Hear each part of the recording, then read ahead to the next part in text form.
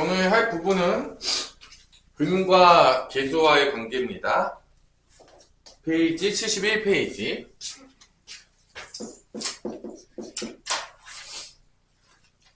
엄청 중요한 부분이죠. 워낙 중요한 부분이, 고등학교 때 워낙 중요한 부분이니까. 근과 계수와의 관계를 다시 한번 복습을 한번 해봅시다. 일단 여러분들 근도 알고 계수도 알 거야. 일단은 2차 방정식에서 계수는 뭐냐? 여기서 계수는 뭐가 되는 거죠? A, B, C가 되는 거죠. 이게 계수죠. 2차항의 계수를 A라고 그냥 놓은 거죠. 2차항 계수를. 1차항의 계수는 B, 상수항을 C라고 놓은 거고. 그럼 이제 근은 뭐냐? 인수분해가 안 됐을 때 근은 두 개가 나오는데 그 근을 우리가 2A분의 마이너스 B 뿔마 루트 B제곱 마이너스 4A식의 근의 공식으로 이제 나온 거지. 여기서 이제 한 근을 알파라고 놓고 한 근을 베타라고 놓읍시다. 한 근을 알파라고 놔두면 한 근은 2A분의 마이너스 B 플러스 루트 B제곱 마이너스 4A씨라고 놓겠고, 베타는 2A분의 마이너스 B 마이너스 루트 B제곱 마이너스 4A씨를. 그래서 알파 베타가 뭐가 된다? 요 2차 방정식의 근이 된다라고 우리가 이제 많이 씁니다. 일반적으로. 이때 제목에 보면 알겠지만 근하고 요게 알파 베타 근이죠? 이 근과 계수, 이 A, B, C 사이에는 관계가 있는데 어떤 관계냐? 일반적으로 인수분해가 안 됐어. 그러면은 2차 방정식 근이 이렇게 지저분하게 나온단 말이야. 그래서 계산하기가 별로 이쁘지가 않단 말이야. 근데 여기서 우리가 알겠지만 얘네 둘을 보면 알겠지만 어디에 부호가 반대냐? 이 루트 있는 쪽만 부호가 반대란 말이야. 이런 걸 많이 봤죠, 우리 실제적으로. 이런 거 있잖아. 앞에서 보면 이렇게 1 플러스 루트 5, 한글이 1 마이너스 루트 5, 이런 거 많이 봤잖아. 이런 것들을 보면 알겠지만 이게 실제적으로 근이 나올 때는 약간 복잡해 보이겠지만 더하거나 곱하면 되게 심플하게 나온단 말이야. 뭐가 심플하게 나온다고? 두 근을 더하거나 곱하면. 얘를 둘이 더해볼게요. 알파 플러스 베타가 되면 이게 통분이 돼 있잖아. 2A가 되는 건 당연한 얘기가 되겠고, 더하게 되면 여기 뒤가 없어지고 마이너스 B가 몇 배가 되겠죠? 2배가 되겠죠? 마이너스 2B가 되면서 2로 약분되면서 이게 마이너스 A분의 B가 나온다는 거지. 그러니까 두 근의 합은 이렇게 심플하게 나오는 거야. 2차항의 개수분의 1차항의 개수를 하고 뭐만 붙이면 된다? 마이너스만 붙이면 된다는 게 쉽게 나온다는 거지. 또 두 근을 곱하면 얘 둘을 곱할 수 있겠죠? 분모끼리 곱하면 2A 곱하니까 4A의 제곱이 나옵니다. 마찬가지로 요 위에도 곱하면, 분자도 곱하면 이게 합차야. 앞에 거 제곱해서 뒤에 거 제곱해서 빼주면 됩니다. 그러니까 결론은 뭐야? 마이너스 B를 제곱한 다음에 빼기 요 루트 B제곱 마이너스 4AC를 제곱해서 빼주면 되는 거지. 합차니까. 앞에 거를 제곱해서 뒤에 거 제곱해서 빼준다. 이게 합차죠? 부호 같은 거 제곱해서 부호 반대인 거 제곱해서 빼줍니다. 그럼 계산을 해보면 이렇게 나옵니다. 4A 제곱분의 B제곱 마이너스 B제곱이니까 없어지고 플러스 4AC만 남습니다. 4 약분되고 A도 하나 없어지니까 A분의 C가 나옵니다. 그래서 두 근의 곱은 2차항의 개수분의 상수항이 나와요. 심플하게 나오는 거죠. 그래서 여기서 이제 근본은 뭐냐? 결론은 뭐냐? 두 근의 합과 두 근의 곱이 이쁘게 나온다는 거야. 마이너스 A분의 B, A분의 C라는 개수의 B로 나온다는 거지. 이게 이제 근과 계수와의 관계가 되겠고, 당연했지만 이 합과 곱을 알았을 때 우리한테 뭐를 많이 물어보게 되냐? 앞에서 배웠지만 얘가 누구랑 찰떡궁합이 되냐면 곱셈공식, 변형과 찰떡궁합이에요. 왜 그러냐? 합과 곱이잖아. 합과 곱을 줬으면 뭐를 많이 주냐? 알파 제곱 더하기 베타 제곱 이런 거 있잖아. 우리 알잖아. 알파 플러스 베타의 제곱 마이너스 2알파 베타라는 거. 다 배웠잖아요. 요렇게 곱셈공식 변형하고 연결돼서 문제가 출제가 엄청나게 된다는 거예요. 앞으로도 미친듯이 될 겁니다. 2차 방정식은 뭐 거의 고등학교 내내 거의 기본으로 엄청 나와. 마찬가지로 알파 세제곱 더하기 베타 세제곱도 여러분 알겠지만 알파 플러스 베타의 세제곱 마이너스 3알파 베타에다가 가로치고 알파 플러스 베타를 곱한 거죠. 이런 거. 요게 보면 있지만 다 곱셈공식 변형이 뭐를 기반으로 만들어진 거냐면 합과 곱이에요. 대부분 다. 그러니까 합과 곱을 줬잖아. 이게 곱셈공식 변형하고 연결이 되기가 정말 좋은 거죠. 미친듯이 나옵니다. 뭐 이번 시험범위에 당연히 나오겠고요. 마찬가지로 이 근과 기술 관계를 이렇게 근의 공식을 통해서 유도할 수도 있겠고요. 또 어떻게 유도할 수도 있냐?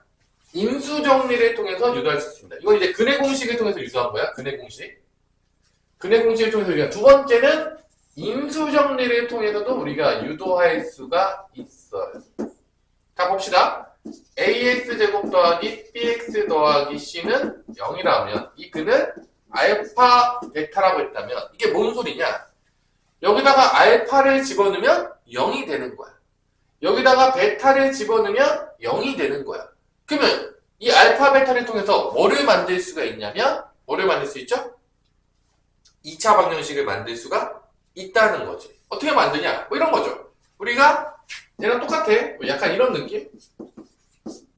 이런 2차 방정식이 있으면 x-4, x 플러스 1은 0이다 라고 해서 x의 근이 4 또는 마일이 나오면 반대로 4가 근이면 x-4를 인수로 가지는 거고 마이너스 1이면 x 플러스 1을 인수로 가지잖아요. 똑같아요. 그러니까 알파, 베타를 근으로 가지니까 얘는 뭐를 인수로 가질 수밖에 없냐?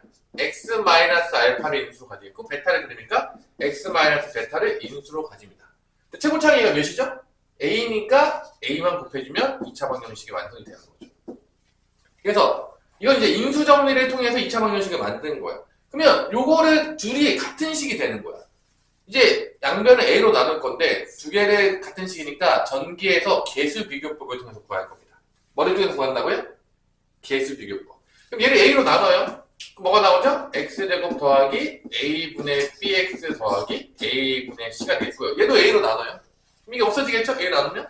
그럼 이거 전개하면 돼. 전개하면 x제곱 마이너스 알파 플러스 베타의 x 더하기 알파 베타가 됩니다. 얘를 a로 나눈 거예요. 얘를 a로 나눈 거예요. 그래서 개수 비교법을 쓰는 거죠. 그러면 여기서 1차항의 개수는 a분의 b죠? 여기서 1차항의 개수는 a분의 b고 여기서 1차항의 개수는 마이너스 알파 플러스 베타가 나옵니다. 또 여기서 상수하면 a분의 c가 나오겠고요. 여기서 상수하는 알파 베타를 곱한 게 나옵니다. 그래서 요거 부호만 반대로 넘기면 똑같이 나온다 안 나온다? 나온다는 거죠. 근과 기의 관계를 인수 정리를 통해서도 유도할 수가 있다라는 거죠.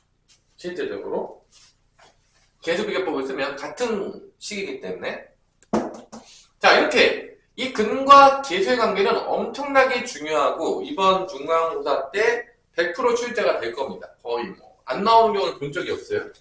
그래서 이게 이제 고등학교 때 배우게 되는 마지막 퍼즐이 되는 거죠. 무슨 퍼즐이 된다? 마지막 퍼즐이다. 그래서 여기를 잘해야 돼요.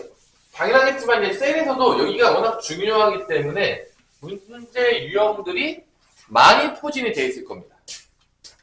자, 그래서 유형 10번, 뭐 유형 11번, 유형 뭐 이렇게 뭐 다 비슷한 문제예요. 다 써요. 어디까지 가냐면 거의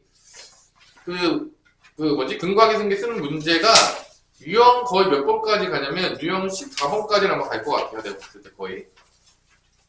자, 그러면 이 개념을 가지고 이제 문제를 풀어봅시다. 첫 번째 문제가 481번이 되겠습니다.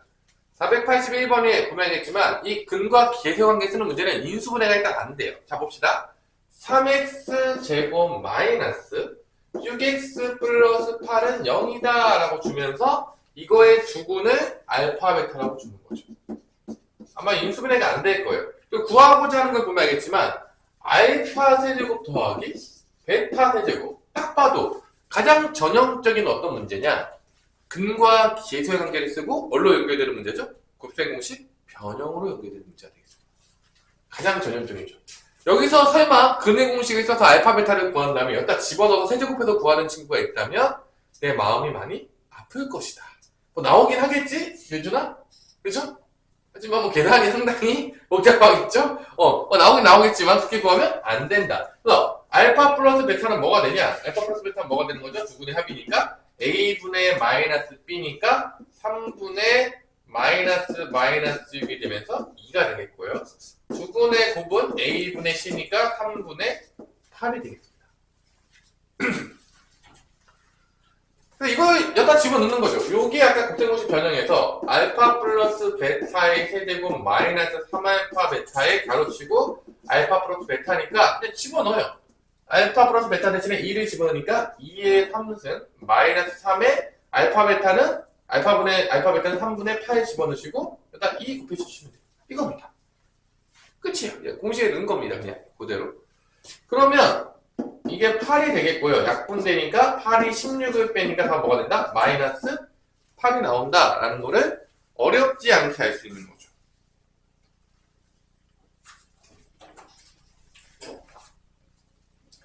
자, 여기서 이제 이런 곱셈공식 변형 문제 풀 때 애들이 많이 물어보는 것 중에 하나가 뭐냐면 483번을 은근히 많이 물어봐요. 살짝 별표를 쳐보세요. 그러니까 여러분들이 이거를 그 곱셈공식 변형을 쓸 때 여러분들이 기억해야 될 게 있어요. 뭐냐면 우리가 식을 정리할 때는 차수가 낮은 데서 차수가 높은 데로 가는 거지 차수가 높은 데서 차수가 낮은 데로 가는 일은 없어요. 그게 뭔 소리냐? 자, 이거 살짝 별표를 쳐놓았는데 식을 정리할 때 조심하세요. 어떤 거 조심하냐면 차수가 낮은 데서 높은 데로 가는 거예요. 항상 식을 정리할 때. 봐봐. 이 문제 자체가 어렵진 않아요. 근데 애들이 이제 많이 틀리는 이유는 뭐냐면 그 짓을 해요. 그러니까 그것 때문에 별표치라는 거예요. 이 문제가 너무 어려서 별표치라는 게 아니라 어떤 실수를 많이 하냐면 이게 두근이 지금 알파 베타가 있어요. 그럼 뭐 근각계산이 섞겠죠. 인수분이 안 되니까. 그래서 알파 플러스 베타는 5, 알파 베타는 1 여기까지 나왔단 말이야. 어렵지 않단 말이야. 그냥 근각에 쓰는 게 인수분이 안 되면 거의 근의 공식 쓰는 문제는 거의 출제가 안 돼요. 거의 인수분해가 안 되면 근과 계성에 쓰는 문제지 근의 공식 쓰는 문제는 진짜 어쩌다가 하나 나올까 말까요. 거의 안 나오거든. 자, 그럼 여기서 이제 뭘 구하냐면 이거를 통해서 뭐를 구하냐면 루트 알파 더하기 루트 베타를 구하라고 한단 말이야. 그러면 이제 잘 봐봐. 이걸 이제 못 푸는 애들은 어떻게 푸냐? 여기서 1로 가려고 그래요. 자, 이런 건 없는 거야. 봐봐. 얘를 제곱하면 얘가 나오는 거야. 얘가 진짜 더 높은 거야. 얘가 차수 높다고. 알파 플러스 베타니까 이거 1차인데 얘가 차수가 더 높아. 차수가 더 높아요. 높은 놈. 높은 식. 얘가 차수가 낮은 식이야. 그렇기 때문에 얘를 제곱하면 1로 가는 거지. 그러니까 문제를 풀 때 높은 데서 낮은 거를 만드는 거는 없는 거야. 이렇게 갈 수가 없어요. 이런 거 우리가 가르쳐 준 적이 없어요. 그러니까 식을 정리할 때 높은 데서 낮은 식을 만드는 경우는 없는 거야. 모든 공식, 동식들은 알겠지만 낮은 데서 높은 데로 가는 거야. 그러니까 어떻게 하는 거냐? 얘를 그냥 K라고 놓은 다음에 여기서 제곱하는 거야. 밑에서 제곱하는 겁니다. 위에서 밑에 걸 만들 수가 없어요. 그러니까 항상 염려하는 게 애들이 이걸 왜 틀리냐? 왜 물어보냐? 그러면 이렇게 나왔지. 다 근각계산에 다 씁니다. 여기 안 쓰는 놈 아무도 없어요. 그냥 단원 자체가 근과 계수 관계잖아. 웬만하면 인수분해 안 되면 다 써요. 그냥 조금만 공부했던 애들이면. 근데 이게 나왔어. 이 공식만 하면 나오잖아. 이거 모르면 사람도 아닌 거죠. 근데 이게 나오는데 여기서 여기를 만들려고 그래. 천년이 가도 못 만들어. 뭔 말인지 알겠어? 항상 모든 식은 차수가 낮은 데서 제곱이나 세제곱 이렇게 해가지고 높은 차수를 만드는 거지 높은 데서 내려가는 건 없는 거야. 그런 식은 내가 가르쳐준 것도 한 번도 없는 거야. 근데 이걸 줬잖아. 여기서 여기를 만들려고 그래. 여기다가 루트 씌우고 별의별이 다 합니다. 안 되지 당연히. 당연히 만들 수가 없는 거야. 기억하라는 거야. 뭔 말인지 알겠어? 그래서 별표치라고 한 거야. 이렇게 안 된다. 여기서 여기로 못 간다. 이걸 K로 놓고 여기서 제곱해야 되는 거야. 얘가 높은 차수로 가는 거지. 그럼 여기서 양변을 제곱하는 거야. 이렇게 K를 놓은 다음에 양변을 제곱해요. 이렇게 가야 된다고. 낮은 데도 높은 데로 가야 된다. 그럼 이거 제곱하면 알파. 이거 제곱하면 알파지? 이거 제곱하면 뭐죠? 베타죠? 곱한 다음에 2배니까 2배의 알파 베타. 곱한 다음에 2배. 완전 제곱식 만드는 거 다 알죠? 이거 제곱 곱해서 2배. 이거 제곱하니까 K 제곱이 되는 거예요. 이렇게. 이해가 됐습니까? 그래서 K값 구하는 거야. 지금 우리가 구하고자 하는 거 K값 구하는 거야. 그럼 여기 다 있잖아. 이게 5인 거야. 이게 지금 1인 거야. 이게 몇이 되는 거야? 7이 된단 말이야. K제곱이 7이니까 K값은 두 개가 나오겠지만, 자, 봐봐. 루트야. 얘는 음수가 될 수가 없어요. 음수가 안 돼요. 이 안에가 양수밖에 안 되겠지만, 양수가 된다고 하면은 그냥 양수인 거예요. 그러니까 K가 뿔마 루트 7이 나오는데, 당연하지만 마이너스 루트 7은 될 수가 없기 때문에 답은 뭐가 될 수밖에 없다? 루트 7이 될 수밖에 없다라는 거죠. 이렇게 구해야 된다는 거야. 그러니까 이 문제를 배분치라는 이유는 알겠죠? 그러니까 높은 데서 낮은 데로 가려고 하는 거는 없는 거예요. 낮은 거에서 항상 높은 거로 가는 거고, 몰라! 그럼 미지수 놓고 제곱하거나 세제곱하시면 나옵니다. 이거 잊지 말라는 거야. 이거 읽는 순간 어려운 문제가 아닌데 망하게 되는 거죠. 망하게 되는 거죠. 자, 뭐 상문제라고 나오는데 이런 것들을 조심해야 돼요. 그러니까 선생님 이제 지금까지 4년간 가르치면서 애들이 왜 수학 점수가 안 나오냐라고 한다면, 그냥 잘 보세요. 시험대가 가까이 다가온다. 그때는 어떤 문제를 풀어야 되냐? 기본 문제를 풀어야 돼. 참고로 해줄게요. 어려운 문제들, 내가 상위권으로 올라가고 싶다라고 한다면 시험 기간은 보통 우리가 3주에서 4주로 봐요. 조금 짧게 잡는 데는 3주, 길게 잡는 데는 4주거든요. 3, 4주 안에 들어오게 되면 기본적으로 수학 같은 과목은 아주 어려운 문제를 많이 풀면 안 돼요. 왜냐면 단원 자체가 많잖아. 기본적인 걸 틀리면 안 되는 거야. 여러분의 성적이 안 나오는 이유는 어려운 걸 틀려서 성적이 안 나오는 게 아니에요. 맞아야 될 거를 틀려요. 공부를 기본적으로 했을 때 어려운 문제들은 언제 맞추는 거냐? 내가 시험을 올려야 돼. 언제? 평소에. 평소에 수학 공부를 하고 어려운 문제들을 찾아서 풀고 이러면서 시험을 올리고 뭐 방학이나 교육방학 때 이런 문제들을 많이 풀어보는 거야. 어려운 문제들을. 그래서 내가 어려운 문제를 풀 수 있도록 시험을 올리는 거고, 시험이 가까이 다가갔는데 어려운 문제를 많이 풀잖아요? 그럼 어떤 일이 발생하냐? 애들이 이제 중학교 때도 마찬가지인데 시험이 다가갈 때 어려운 문제를 많이 풀잖아? 그럼 어떤 일이 발생하냐면 어려운 문제도 틀리고 쉬운 문제도 틀려요. 그래서 결국은 어떻게 된다? 시험이 망합니다. 뭔 말인지 알겠어요? 기본기부터 하는 거예요. 절대 어려운 것들은 한순간에 되는 일이 없어요. 수학 같은 경우. 절대로 이게 쌓여야 돼요. 그리고 내가 뭐 하루에 뭐 1시간 이상씩 수학 공부를 전혀 안 하고 있다. 근데 뭐 어려운 문제에 맞겠다. 생각도 하지 마세요. 아예 불가능해요. 그런 건 나타나지도 않아요. 최소 내가 하루에 1시간 이상씩은 꾸준히 최소 하고 있다. 이런 애들만 상위권 문제를 풀 만한 능력이 생기는 거지. 그렇지 않았는데 풀 수 있다? 아마 여기서 내가 수업해줘도 여러분들 어차피 시험 나가면 다 틀릴 거예요. 정말 똑같이 내지 않는 이상. 그러니까 의미가 없어요. 솔직히 얘기해서. 그래서 내가 공부를 잘 안 한다. 그럼 뭘 해야 되냐? 가장 기본을 하는 거예요. 어렵지 않은 거. 대표 문제. 이런 것들만 정확히 알고 푸는 거야, 먼저. 그것이 된 다음에 심화로 가는 거고, 사실 이제 뭐 공부 안 했던 친구들이 많이 열심히 안 하고 있어요. 그럼 기본에 충실하세요. 절대 어려운 거를 많이 푸는 게 아니에요. 많이 풀어봤자 망해요. 내가 이제 근데 이제 장점은 있어요. 어려운 문제를 아예 안 풀면 어떻게 돼요? 물어볼 수 있는데, 어려운 문제를 풀면 뭐가 좋냐면, 뭐가 좋을까? 어려운 문제를 풀면 개념을 정확히 모르잖아? 그럼 어려운 문제를 못 풀어요. 자, 여기 있는 대표 문제 같은 거는요, 개념 잘 몰라도 대충 외워서 풀 수 있거든요. 어려운 문제를 풀면 어떤 좋은 점이 있냐면, 내가 개념을 완벽하게 숙지하게 돼요. 그걸 풀면서. 왜냐? 써야 되니까. 개념을 완벽하게 알아서 쓸 수가 있어요. 두 번째, 깊이 있는 사고를 할 수 있게 되죠. 수학은 실제적으로 외워서 풀기 원하는 게 아니라 사고하는 학문을 원하기 때문에 궁극적으로 수학 시험 문제는 쉽게 내는 거는 말이 안 되는 거예요. 참고로 해줄게요. 수학 문제를 쉽게 냈잖아요? 이것 자체가 문제가 큰 거예요. 왜냐면 수학은 기본적으로 사고를 요하는 거예요. 암기를 요하는 게 아니에요. 그러니까 문제가 기본적으로 어렵게 나오는 게 맞는 거예요. 쉽게 내면 장난치냐 이렇게 해야 돼요. 왜냐면 이건 암기 과목이 아니기 때문에 그래요.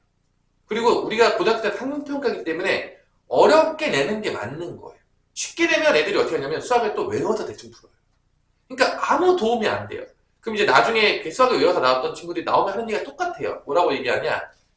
수학 왜 배웠어? 나와서 쓰잘데기 하나도 없는데. 이 얘기를 하게 됩니다. 진짜 100%예요. 근데 이제 수학을 제대로 공부했던 사람은 절대 그런 얘기를 하지 않아요. 그러니까 여러분들이 수학을 왜 공부하는지 알아야 돼요. 지금 우리가 머리 쓰려고 하는 거지 이거를 연산을 나중에 이 수학을 안 쓸 수도 있어요. 나중에 여러분 전공 갔을 때. 근데 그럼에도 불구하고 하는 거는 머리를 논리적인 사고 능력을 키우기 위해 하는 거예요 지금. 자, 484번은 기본적으로 근이 4개가 나왔는데 이 근이 왜 4개가 나왔냐? 단지 이 문제가 전혀 어렵지 않은 문제거든요. 잘 보세요. 절대값만 씌웠어요. 뭐만 씌웠다고요? 절대값. 그래서 근을 4개를 얘기 알파, 베타, 감마, 데이터라고 불러요. 이거 다 그리스 문자여가지고 이렇게 이름 잘 몰라도 돼. 알파, 베타, 감마, 데이터 잘 모르면 네이버 치면 나오는데 나도 그리스어는 배운 적이 없어요. 참고로 해줄게요. 이게 알파벳 같은 거예요. A, B, C, D 같은 거야 그냥 그리스어에서. 잘 몰라요. 나한테 뭐라고 그리스어 나도 전혀 모릅니다. 참고로 수학 때문에 그냥 몇 개 아는 것뿐이야. 여기서 절대값을 씌웠잖아. 그러니까 여기서 2차 방정식이 몇 개가 나오냐? 2개가 나와요. 당했지만 봐봐. 이게 1이 되려면 이 안에가 뭐가 돼야 되겠냐? 2개가 있죠. 절대값이 1이 되려면 안에가 뭐가 되는 거죠? 1이거나 마이너스 1이거나 이 정도는 아니잖아요. 아이씨, 초등학교 애들 갖다 놔도 절대값 A가 1이야 그럼 A는 뭐야? 뿌용아 1이요 이 정도는 얘기하잖아 우리가. 아니에요? 너무 어려워요 이거? 이건 이 정도 알잖아요. 똑같은 거예요. 그러니까 얘가 1이 되거나 여기서 나오는 게 2개가 있죠. 이게 1이 되거나 또는 이게 마이너스 1이 되는 거. 이 2개인 거예요. 그래서 여기 근을 알파 베타라고 두면 여기 근은 뭐가 되는 거야? 감마 데이터가 되는 거예요. 이 끝이에요. 여기까지 했으면 다 푼 거예요. 이 끝이에요. 없어요. 그럼 여기서 이제 그래서 근이 4개가 나오는 거예요. 왜냐? 여기서 2개 나오고 여기 2개 나오니까 4개가 나오는 거예요. 그럼 이제 이거 넘겨가지고 뭐만 하면 되냐? 근과 계산기 쓰는 거예요. 끝이에요 이게. 그래서 알파 플러스 베타는 4고 알파 베타는 마일이에요. 그래서 어떻게 되냐? 이렇게 넘겨요. 그러면 감마 플러스 데이터는 4가 나오겠고요. 감마 데이터의 곱은 1이 나옵니다. 이거예요. 이거 가지고 푸는 문제가 484번이에요. 별거 없죠. 그러면 여러분 잘 보세요. 여기 알파분의 1 더하기 베타분의 이것도 고생고식 변형이잖아요. 이거 뭐 해야 되냐? 2개씩 통분해요. 왜 2개씩 통분해요, 선생님? 2개씩씩 줬잖아요. 이거 이용해야 될 거 아닙니까? 다른 거 이용했으니까 몰라요, 나머지. 아니, 나는 몰라요. 그러니까 2씩 그냥 통분하면 끝나요. 이게 답이에요. 상문제라고 하는데 약간만 사고할 줄 알면 엄청 어려운 건 없는 거예요. 이게 끝이에요. 그냥 넣으면 끝나지 이거. 답 딱 봐도 몇이냐? 0 아닙니까? 0이에요, 0. 계산하면 그냥. 이게 끝이에요, 이게. 이게 상문제라고 주긴 했지만 조금 민망하다. 그런 거죠. 자, 두 번째로 이제 근과 계쇄관계 문제 푸는 문제가 이제 485번에 나옵니다. 자, x제곱 마이너스 3a 마이너스 2에 x 더하기 1은 0이겠고요. 두근을 알파, 베타라고 둡니다. 자, 이건 이제 두 가지가 혼합된 문제예요. 자, 이렇게 정말로 앞에 유형처럼 정말 근과 계쇄관계가 쓰는 문제들은 이제 너무 책상해. 그러니까 이렇게 어려운 문제로 나오는 문제들이 별로 없는 거야. 그러니까 막 어렵게 내용을 변형시켜요. 막 절대값 씌우고 막 미시 넣고 막 변형시키는 거야. 근데 봐봐. 이 문제는 뭐냐. 봐봐. 이거는 근의 성질을 2개 쓴 거야. 자, 봐봐. 이렇게 문제가 되어 있는데 알파 제곱 마이너스 3a 알파 더하기 1이고 베타 제곱 마이너스 3a 베타 플러스 1인데 여기 어떤 걸 쓰는 거냐? 일단 내가 얘를 보자마자 첫 번째 뭐를 쓴 거냐면 3이 되면 x값이니까 이거 집어넣으면 성립한다라고 해서 얘를 어떻게 했냐면 차수를 낮춰야 돼. 뭐를 낮춰야 된다고? 차수를 낮춰야 됩니다.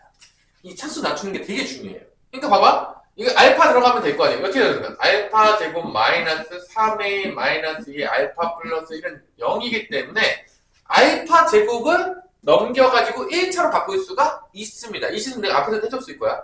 차수를 낮추는 게 되게 중요해요. 왜냐? 식이 복잡해지거든. 차수가 높으면. 그래서 우리가 연산할 때 누구도 가르쳐주지 않지만 차수를 낮추는 거는 진짜 많이 써요. 여러분들이 그 몸에 배어 있어야 돼요. 아무도 알려주지 않아요. 뭐 나오지 않아요. 그래서 이 알파 제곱 대신에 넘기면은 뭐가 되냐? 3a 마이너스 2의 알파 빼기 1입니다. 이거 여기 들어간다는 거예요.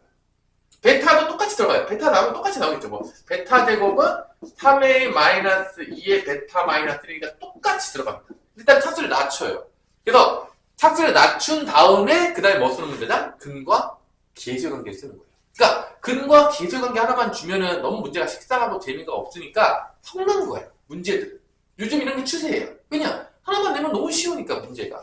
그래서 여기다 넣어요. 그럼 알파 제곱 대신에 이게 들어갈 거 아니야. 그러면 3a 알파랑 얘가 없어져요. 그럼 뭐만 남냐? 마이너스 2알파만 남아요. 여기다 집어넣으면 마이너스 2알파만 남아요. 왜냐면 얘랑 얘 없어지고요. 마이너스 2가 얘 없어지니까 이렇게만 남아요. 마이너스 2알파. 여기도 마찬가지예요. 뭐만 남겠냐? 여기도. 이거 집어넣으면 뭐만 남겠어? 마이너스 2베타만 남아요. 이렇게 심플하게 바뀐다는 거야. 집어넣게 되면. 그러면 곱하면 뭐가 되겠냐, 예준아? 4알파 베타죠. 그러니까 근과 계속이 한번 쓰면 끝나요. 두근의 곱은 몇이야? 1분의 1이니까 두근의 곱이 뭐가 나오죠? 심플하게 1이 나오죠. 이게 1이에요. 다음 몇이다? 4예요. 자, 두 개 섞어놓은 문제인 거지. 그러니까 이 문제가 어떤 유형이냐? 일단 근을 집어넣으면 성립하니까 그 집어넣는 걸 통해서 차수를 낮추라는 거예요. 차수 낮추는 건요, 이거 아무도 가르쳐주지 않지만 계속 나와요. 그러니까 우리 차수 낮추는 게 가장 근본적으로 식정리할 때 진짜 많이 쓰니까 여러분들이 무조건 숙지하셔야 돼요. 이건 뭐 가장 기본입니다. 뭐 뒤로 계속 나올 거예요. 왜 차수를 낮추는 거지? 보시면 알겠지만, 근데 혼자 공부하다 보면 그런 걸 몰라요. 알려주질 않아. 바꿨는데 바꾼 원리가 뭐냐고 모르는 거지 맨날. 그러니까 이제 알려준 거 지금 선생님이 선생님 이제 그거 혼자 알고 있기 좀 그렇잖아요. 여기 문제용들이 엄청나게 많아요. 잘 봐봐. 여기 문제가 엄청 많은데 지금 여기서 여러분들이 몇 개를 풀어볼 거냐면 딱 두 개를 한번 풀어봅시다. 첫 번째는 뭐를 풀 거냐면 489번을 지금 한번 풀어보세요. 489번. 이게 지금 차수를 낮추는 것과 아주 밀접한 관련이 있는 문제예요. 489번이. 489번. 자, 이런 문제들이 되게 중요해요. 여러분 한번 생각해보라는 거야. 지금 선생님이 얘기한 거를 어떻게 쓸 수 있을 것인가? 나는 아무 생각이 나지 않습니다. 라고 하면 안 되고 이제 생각을 하라는 거지. 뭐 근과 기성에 쓰면 뭐 다른 것이 쓸 수 있어요. 알파 플러스 베타는 마이너스 1이고 알파 베타도 마이너스 1. 이건 뭐 그냥 공식 쓰면 그냥 나오는 거고요. 지나가던 우리 동생들도 가르쳐주면 공식 써서 합니다. 그 다음에 이제 문제는 뭐냐? 알파 5승, 베타 5승, 알파 4승, 베타 4승, 알파 3승, 베타 3승은 뭘까? 물어보는 문제입니다. 차수가 겁나 올라갔어요. 지금 몇 차까지 올라갔죠? 우리 유준영, 준영아? 몇 차까지 올라갔지? 이 문제가 지금? 차수가? 5차. 5차 난감하잖아. 낮춰야 돼, 이거. 응.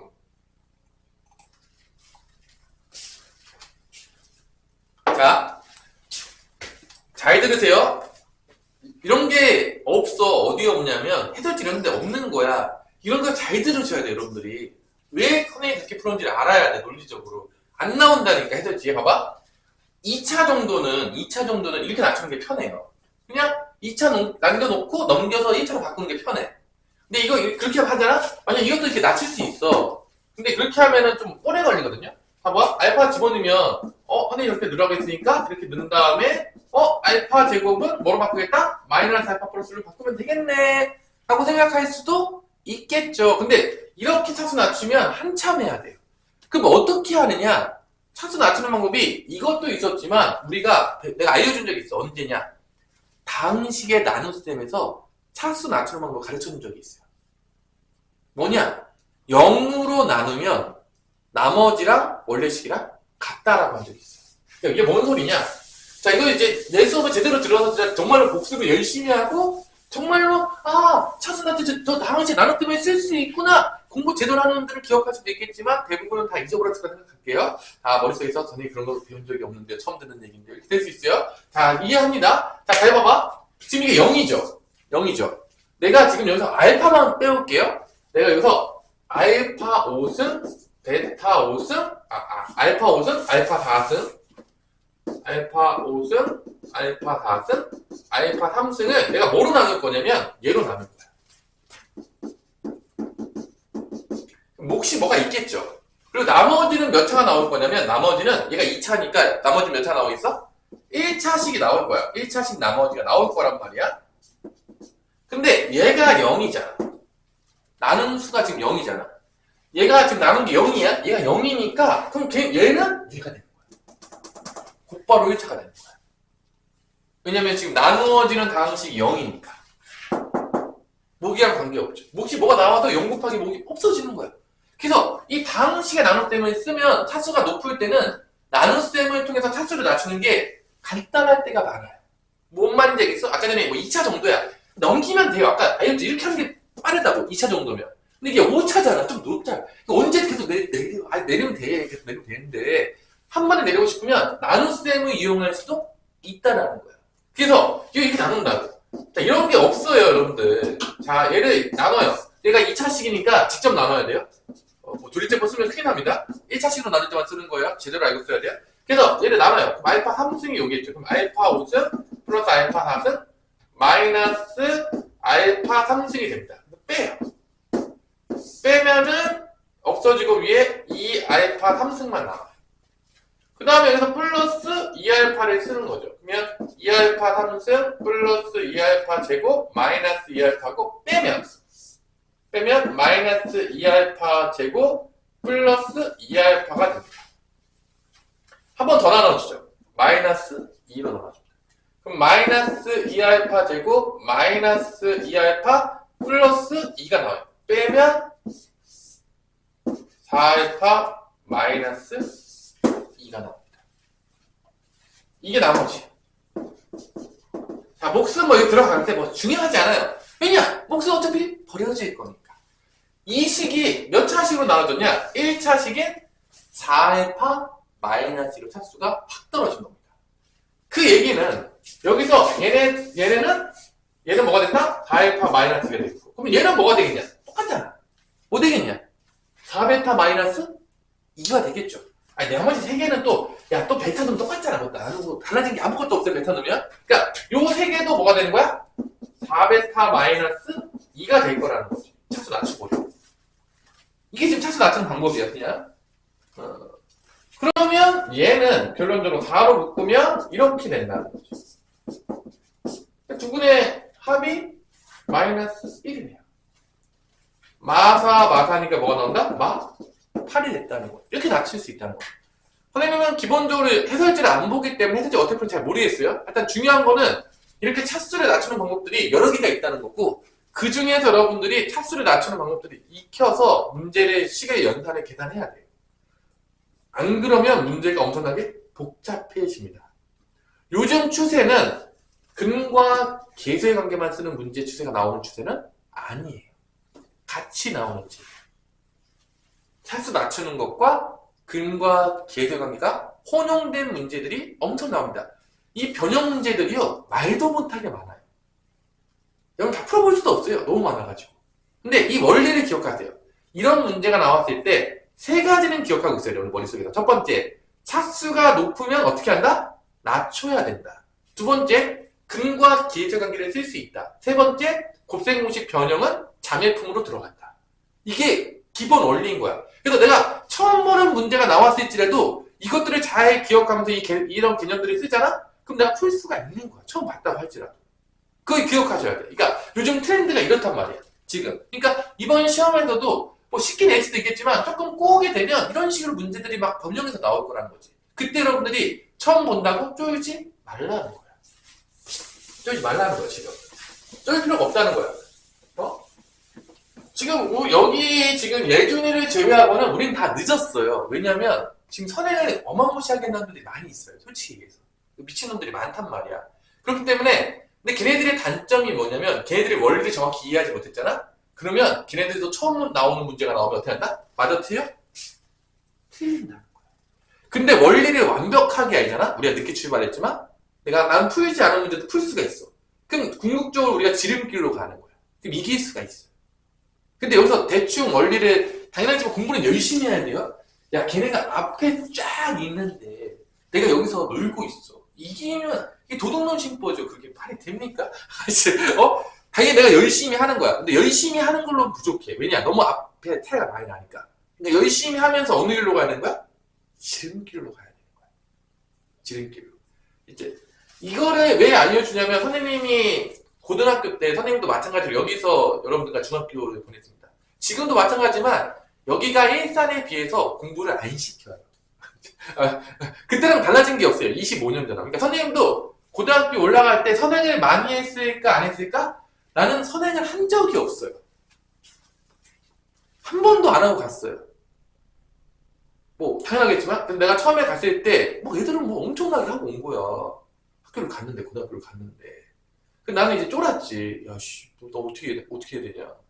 근데 결론은 누가 수업을 더 잘했냐면 선생님이 더 잘했어요. 그 이유는 선생님은 그 당시 때는 지금보다 더 심했어요. 암기로 가르치는 게 거의 대부분 선생님들이 다 암기. 근데 선생님이 약간 극티야. 그래서 나는 공식을 안 해요. 그냥 다 유도하고 원리를 이해해야 푸는 거를 그 당시 때부터 그랬어. 내가 배워서 그렇게 한 게 아니야. 선생님 성향 자체가 원래 그랬어. 그래서 걔네들보다 내가 확실히 뒤에 있었는데 다 역전을 했어요. 금방 역전을 했어. 그 이유 중에 하나는 그거야. 그러니까 내가 여러분들이 지금 빠르지 않잖아. 근데 이거를 잘 따라가면 이길 수 있다는 거야. 불가능하진 않아요. 그렇다고 뭐 공부를 안 해서 이길 수 있다는 게 아니야. 공부를 열심히 하면서도 앞에 애들을 제끼려 그러면 이거를 잘 습득해서 가면은 여러분들이 엄청나게 많은 문제를 풀지 않았음에도 불구하고 이길 수가 있다는 얘기예요. 그걸 명심하라는 얘기예요. 그 다음에 뭐 안에 490번 문제는 뭐 완전 제곱식 한 다음에 뭐 그 다음에 뭐 하는 건데 얘도 뭐 차트 낮춰가지고 근각이성에 쓰는 문제예요. 490번 문제 한번 도전해 보시고요. 안 풀어줄게요. 490번 문제는. 근데 처음 보는 문제지만 내가 가르쳤던 건 잘 기억해보면 한번 풀어보세요. 풀 수도 있어요. 풀 수 있으면 얘가 이제 조금 이제 좀 됐다. 라고 보는 거예요. 자, 491번부터는 이제 어떤 문제로 넘어가냐. 자, 봅시다. 여기부터는 이제 연립방정식의 세계로 가요. 자, 왜 그러냐? 자, 봐봐. 우리가 근과 계수관계를 쓴다는 거는 식이 최대한 몇 개가 확보됐다는 얘기냐, 예준아. 근과 계수 분석에서 식 몇 개가 확보됐다는 얘기죠? 응? 식 몇 개가 확보된 겁니다. 2개 아니야? 2분의 합과 2개는 곱을 쓸 거 아니야, 기본적으로. 우리 죽어가고 있어요, 우리. 네. 강의만 하면 죽어가는 우리 서윤이. 문제 풀려야지 살아나는데 좀. 자, 여기서 봐봐. 지금 미지수가 하나 있죠? 뭐가 있죠, 미지수가? m이라는 미지수가 있어요. 두근의 b가 2대 3이야. 그러면 여기서 미지수가 2개가 나오지 않고 근의 b가 2대 3이라고 했으니까 원래는 했다면 알파, 베타라고 쓰면서 미지수가 몇 개가 되냐면 3개가 돼야 돼. 못 풀어요. 왜 못 푸냐? 미지수가 3개인데 식이 2개밖에 안 나와. 이거 못 푸는 거야. 연립방정식 풀 수가 없어요.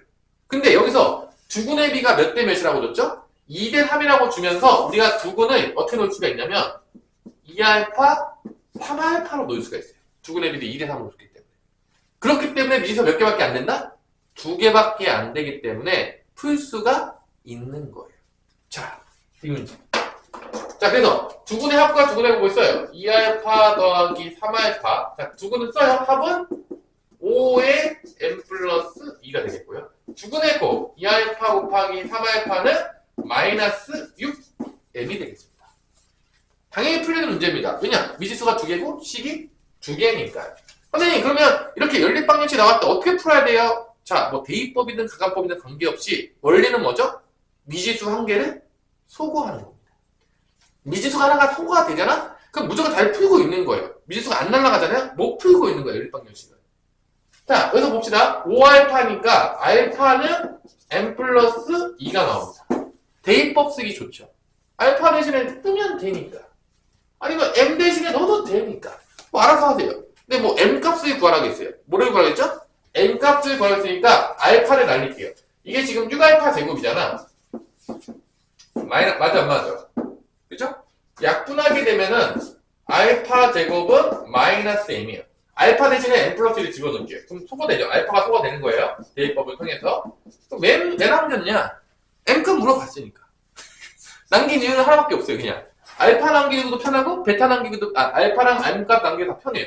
그냥 m값 남겼어요. 그러면 m제곱 더하기 4m 플러스 4고 마이너스 m이니까 넘어가면 2차 방정식이 나옵니다.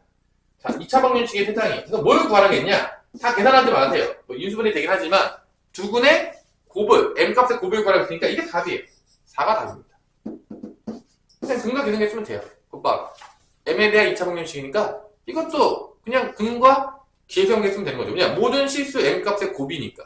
곱을 구하라고 했으니까 2차 인수분해 상수하게 되니까 4가 되는 거죠. 뭐 인수분해해서 구해도 되겠지만 뭐 굳이 인수분해 할 필요가 없는 거죠.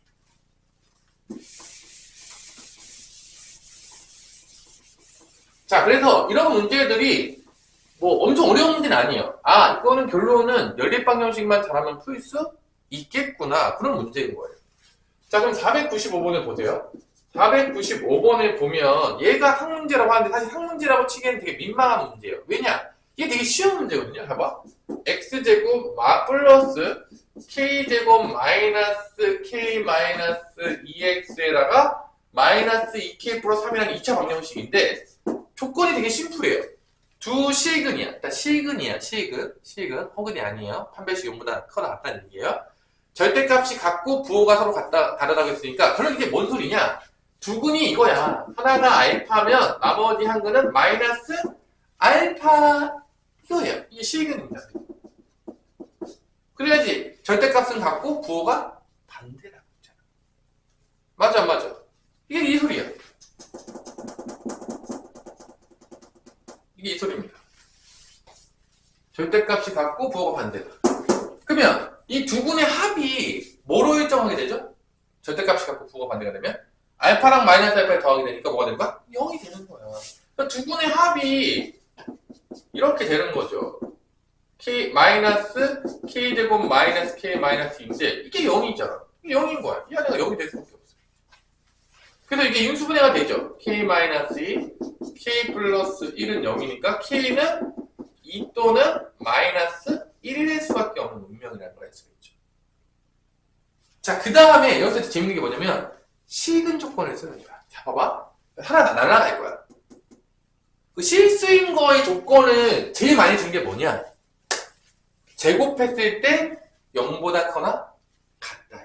실수의 조건을 제일 많이 준 게 뭐냐면 제곱했을 때 뭐가 나온다? 0보다 커나 같다. 허수는 어떻게 되죠? 제곱하면 음수가 나오잖아. 엄청나게 줘요. 자, 잘 봐, 여기서. 왜 글로 가는지를 보라고 이제. 해설지는 안 나와야겠죠. 자, 내가 둘이 곱할 거야. 둘이 곱하면 마이너스 알파 제곱이 될 거라는 거야. 두 군의 곱이니까 문제 없죠? 알파 곱하기 마이너스 알파니까 곱하면 마이너스 알파 제곱이야. 그리고 이게 뭐가 나오냐? 마이너스 2k 플러스 3인데 이게 실근이잖아. 알파 제곱은 0보다 커나 같으니까 여기다 마이너스 붙이면 얘는 뭐가 될 수밖에 없는 거죠? 0보다 작거나 같을 수밖에 없는 거야. 이게 실근이라고 준 게 그냥 허투루 준 게 아니에요. 문제의 힌트들은 아무 생각 없이 주는 경우가 없어요. 다 이유가 있다는 거예요. 그러니까 알파 제곱이 실수기 때문에 이게 0보다 커나 같으니까 마이너스가 붙었으니까 부호동 바뀌죠. 마이너스 부호동 바뀌니까 이렇게 돼요. 음수 곱하면 부호동은 바뀌죠. 그래서 이게 0보다 작거나 같다는 거예요. 기본적으로 실수군에 가져야 되니까. 그렇다는 얘기는 이 둘 중에 하나는 여기서 만족하지 못한다는 얘기지. 자, 2를 대입해 봅시다. 2를 대입하면 마4 더하기 3이니까 마 1이에요. 0보다 작거나 같죠? 이 통과. 마일 넣어봅시다. 마일 집어넣으면 2 더하기 3이니까 5예요. 불통. 5는 0보다 작거나 같지 않죠? 얘가 안 된다는 거예요. 그래서 문제들에서 조건들이 있을 때 그 조건들을 안 썼다. 그럼 문제가 뭔가 있는 거야. 무조건 써야 되는 거야. 수학은 논리적인 학문이니까 그냥 심심해서 주는 경우는 없어요. 그래서 내가 애들한테 강의할 때도 많이 얘기했지만 선생님 제가 문제를 못 풀었어요. 선생님 제가 문제가 풀다가 안 풀려요. 그럼 내가 뭐 하라 그러면 문제를 다시 읽으면서 안 쓴 조건을 찾으라 그래. 뭔 말인지 알아들었어? 내가 문제를 풀다가 안 풀려. 뭐 수학의 신도 못 풀어요. 내가 선생님도 수학이 아니지. 풀다 막힌단 말이야. 아무리 잘해도 막힐 때가 있어요. 안 막히면 그 말이 안 되는 거예요. 막혔을 때 뭐를 제일 먼저 하냐? 선생님 두 가지를 제일 많이 했어요. 이 문제는 어떤 개념을 써야지 풀릴 것인가. 두 번째로는 내가 안 쓴 힌트가 뭐가 있는 것인가. 이 두 가지를 봐야 돼요. 개념을 생각하는 얘기는 그 개념을 통해서 어떤 개념을 안 썼는지 생각해 보라는 얘기야. 왜냐? 모든 문제는 개념으로 나오는 거니까. 두 번째로는 안 쓴 힌트. 이게 또 힌트예요. 뭔가 얘기는 했는데 안 썼어. 그럼 그것 때문에 못 풀고 있는 거야. 그러니까 그걸 또 생각해 보라는 거야. 왜냐면 문제 풀다 막히니까.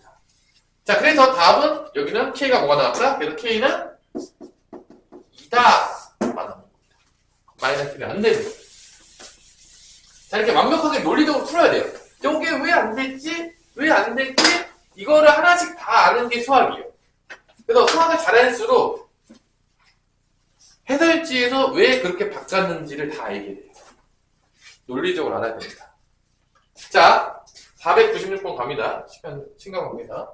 9시 반까지 계속 수업할 거예요. 자, 2차 방정식이 나오는데 x제곱 마이너스 k 마이너스 2의 x 플러스 k 더하기 3은 0인 거에 대해서 두분이 알파 베타인데 어떤 힌트를 줬냐? 알파 플러스 베타 나오잖아요. 여기서 k 마이너스 2잖아. 알파 베타는 k 플러스 3인데 알파 플러스 베타가 음수래. 첫 번째 힌트는 뭐냐? k 값이 2보다 작다. 이거 준 거예요. 지금 첫 번째 힌트는. 알파 플러스 베타가 음수다라는 거는 지금 k 값은 2보다 작다 이거예요. 선생님 그러면 왜 k 값으로 갔어요? 선생님 왜 k에 집중하고 있어요? 왜? 답을 뭘 물어봤습니까? k를 물어봤습니까? 선생님 왜 다른 미지수 말고 k에 집중하고 있어요? k를 물어봤습니까? 자, 그 다음에 마찬가지로 알파 제곱 베타 제곱이 나왔어. 이걸 봤는데도 아직도 뭔 소리인지 모르고 있다면 나한테 혼나야 돼요. 이건 뭐죠? 전형적인 곱셈공식 변형이죠. 아닌가요? 얘는 뭐야? 알파 플러스 베타의 제곱. 선생님 왜 알파 플러스 베타 k로 바꿨어요?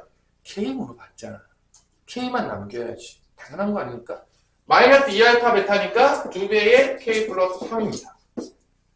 이게 5다. 모든 알파 베타 대신에 다 뭐로 바꿔봤다? 다 뭐로 바꿨다? k로 바꿨어요. 왜 바꿨냐? k를 물어봤으니까. k에 집중합니다. 미지수를 소거시키는데 누구만 남겼다? k만 남겼다. 왜냐? k를 물어봤으니까. 자, 그래서 2차 방정식을 풀 거예요. 2차 방정식 풀었을 때 어떤 근만 살아남는다? k가 2보다 작은 근만 살아남을 겁니다. 2차 방정식. 2차 방정식이죠? 누구 보더라도 k제곱 마이너스 4k 마이너스 2k니까 k제곱 마이너스 6k입니다. 플러스 4 마이너스 6이니까 마이너스 2에다가 5 넘어가니까 마이너스 7이에요. 인수분해가 되죠. 웬만하면 인수분해 되게 줄 겁니다. 선생님들이. 여기까지 왔으면. 그럼 k는 7 또는 마이너스 1인데 k가 2보다 작다고 했으니까 얘만 되는 거고 얘는 안 되는 거예요. 그 답은 마이너스 1이 되는 거죠. 자, 안 쓴 힌트가 없어요? 다 썼어요. 당연히 풀어야 됩니다. 확신을 가져야 되는 거죠. 자, 그러면 이제 어렵다고 내는 문제들을 보면 알겠지만 자, 문제를 잘 보세요. 이 알파 베타에서 499번은 알파에다가 절대값, 베타 절대값 넣었어요. 자, 절대값 넣어서 약간 뭔가 변형을 시켰고요. 500번으로 가면 어디다가 절대값을 넣냐? 개수에다가 절대값을 넣습니다. 자, 고등학교 때 변형 문제들의 대부분을 보면 알겠지만 절대값을 아주 사랑해요. 뭐를 사랑한다고요? 절대값. 여러분들이 이번 시험 때 선생님께서 미치지 않는 이상 절대값이 포함된 걸 볼 겁니다. 진짜 쉽게 내지 않는 이상. 모르겠어요. 이제 성남고등학교는 요즘 공부를 더럽게 안 해가지고 선생님께서 진짜 쉽게 낼 수도 있다고 생각하는 생각이 조금 있긴 한데 웬만한 다른 학교에서는 절대값이 그냥 디폴트로 들어간다고 보시면 돼요. 변형시킬 때. 가장 많이 디폴트로 들어갑니다. 절대값하고 친해져야 돼요. 예전아 지금부터 열심히 친해져나? 절대값하고? 절대값 엄청 복잡한 거 아니잖아. 엄청 복잡하지 않아요. 친해놓으면 얘는 우리가 배신하지 않아요. 그죠? 친구는 날 배신할지 모르겠지만 수학은 날 배신하지 않습니다. 수학 열심히 하면 수학이 뒤통수 때리는 경우는 없어요. 내가 지금까지 봤을 때. 그죠? 그죠? 친구들은 뭐 배신할 수 있죠. 충분히 뭐 살다 보면 그런 일이 많이 겪을 수도 있어요. 여러분들이 컸을 때. 선생님도 마찬가지로 그런 경우들이 좀 있는데 친구들이 뒤통수 좀 치고 그죠? 현타도 좀 오고 살다 보면 그죠? 뭐 그런 이제 약간 슬픈 이야기들이 좀 있죠. 하여튼 뭐 살다 보면 그런 일이 있어요. 없을 수가 없어요. 자, 하지만 얘는 배신하지 않으니까요. 자, 이거의 두근을 뭐라고 넣었다? 두근을 알파, 베타라고 넣은 거예요. 그럼 이제 기본적으로 여러분들이 근각이성이 쓰고 있겠죠. 근각이성이 쓰고 있을 텐데, 뭐 이렇게 쓰고 있을 거예요. 그냥 보자마자 알파 플러스 베타는 마이너스 2배의 A의 절대값 플러스 1. 이렇게 써보고, 알파, 베타는 뭐 A. 뭐 이렇게 썼을 거예요. 그냥 뭐 여기까지 뭐 어려운 게 전혀 없죠. 그냥 근과 기승기 쓴 거니까. 뭐 이거 다 써요. 이거 다 씁니다. 근데 그게 중요한 게 아니야. 뭘 해결해야 되냐? 이게 상문제잖아. 알파 제곱, 베타. 알파, 베타 제곱. 플러스 알파 제곱 더하기 베타 제곱 플러스 알파 플러스 베타는 6이다. 그래서 결론은 A 값의 합을 구하는 거거든. 그러니까 얘들을 다 없애버리고 누구만 남겨야 되냐? 누구만 남겨야 되냐? 누구 남겨야 됩니까? 누구 남겨요? 누구 남겨야 되죠? A만 남겨요. 얘는 AK랑 남기 쉬웠잖아. 얘는 좀 어려운 게 좋다 이거예요. 그리고 나중에 A 남겨도 절대값이 또 살아있어요. 그래서 계산이 좀 더 심플하지 않다라는 거야. 봐봐. 여기서 이제 얘네들 알파, 베타로 묶을 수 있지. 알파 묶을게. 선생님 이거 왜 묶어요? 라고 물어보면 누구 쓰려고? 예. 자, 내가 묶어놓은 모든 이유들은 누구 쓰려고 묶는 거냐면 얘. 모든 목적이. 왜냐면 힌트가 얘잖아. 얘를 간단하게 계산하기 위해서 이 짓을 하고 있는 거야. 그냥 뭐 심심하니까 그런 건 없는 거야 수학에서. 힌트들을 쓰기 위해서 식을 변형시키는 거야. 모든 목적이. 그리고 또 간단하게. 일부러 복잡하게 쓰려고 하는 사람들 있으면 좀 멀리 해라. 좀 이상한 애다. 그죠? 그래서 여기서 뭐가 나오죠? 묶으면 알파 플러스 베타가 나옵니다. 그럼 그대로 쓰면 되잖아. 알파 제곱 더하기 베타 제곱은 다 알겠지만 알파 플러스 베타의 제곱 마이너스 2알파 베타가 될 겁니다. 얘는 그냥 쓰면 돼요. 6입니다. 바꾸는 거죠. 근데 해설지를 안 보니까 해설지 어떻게 푸는지 잘 몰라요, 사실. 나한테 묻지 마세요. 해설지 알아서 참고하시고요. 그러니까 얘가 A가 들어갈 거예요. 다 바꿔야 돼요. 알파 플러스 베타는 마이너스 2의 절대값 A 더하기 1에 들어갈 겁니다. 얘는 요거를 제곱 때려야 돼.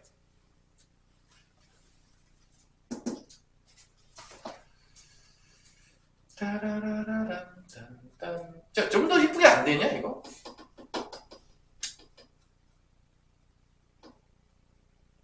인수분해 한번 해볼까요? 이게 이렇게 안 이쁘냐? 식이? 이게 너무 복잡한데, 생각보다? 내가 원하는 게 아니에요. 이렇게 복잡하잖아요? 다른 걸 좀 생각해봐야 돼. 인수분해 좀 한번 가볼게요, 선생님. 이거 별로 안 간단한 것 같아서 그래요? 자, 이거 알파로 만약에 다 내가 묶었어. 알파. 얘 알파로 묶으면 알파, 베타, 플러스 알파, 더하기 1. 얘 베타로 만약에 묶어다 봅시다. 베타로 묶으면 알파, 베타 플러스 1이냐? 아, 이거 안 묶이네. 공통인수로 묶이면 좋았는데. 안 되네. 아까 계산 좀 복잡해가지고, 선생님 지금 다른 거 찾고 있어요. 좀 더 쉽게 바꿀 수 있는 게 있나, 없나? 얘네 알파로 묶은 다음에 얘네들 알파로 해서 베타? 이쁘게 안 나오네. 그냥 해야 되나? 이쁘게 안 나오네요.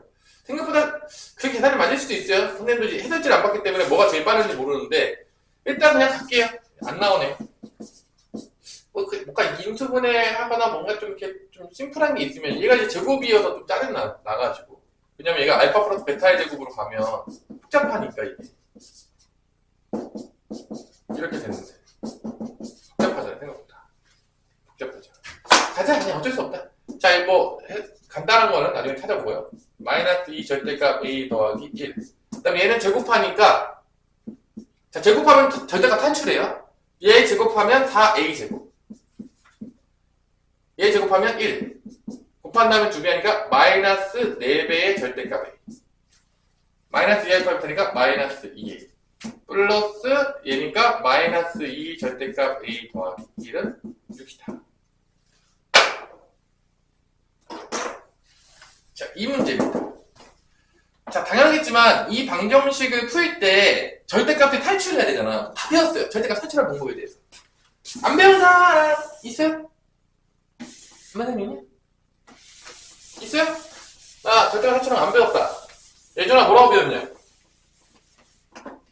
뭐라고 배웠? 절대가 사처럼 거. 이게 2차원 현식인데 A가 아내가 양수일 때랑 아내가 음수일 때로 나눠서 탈출하면 된다 안 된다?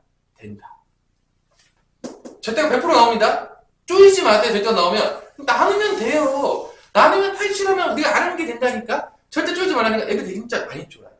왜 그런지 모르겠는데 절대값 나오면 막 부들부들 떨어. 왜 이렇게 막 무서워? 아니 절대값 나오는 게 원리가 하나밖에 없다니까. 탈출하는 원리가 아내 양수랑 아내 음수를 나누는 거예요. 끝이야. 너무 어려운 원리인가요? 아니 저는 그렇게 어려운 원리를 들어본 적이 없습니다. 그래요? 근데 그렇게 쫄아요. 절대값만 하면 왜 이렇게 쫄는지 모르겠어. 다 티갖고 맨날 여기까지 풀어놓고서. 왜 그런지 몰라. 그럼 A 양수라고 쳐봅시다. 첫 번째. A 양수야. 그냥 나오는 거죠. 뭐, 해석해보면 알겠지만, 이게 마이너스 2A 제곱 더하기 A죠.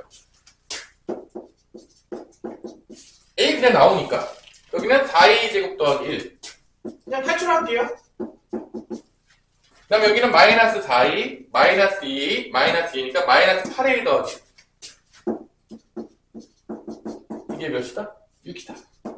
그래서 계산하면 2A 제곱, 마이너스 7A, 플러스 2인데 넘어가니까 마이너스 4는 0이 돼서 보통 인수분해가 되도록 주는 게 인지상정이다. 그래서 마이너스 8A 플러스 A니까 마이너스 7이 나오죠. A는 마이너스 2분의 1 또는 4인데 A는 0보다 살아났다고 했으니까 얘는 안 되고 얘만 살아남는 겁니다.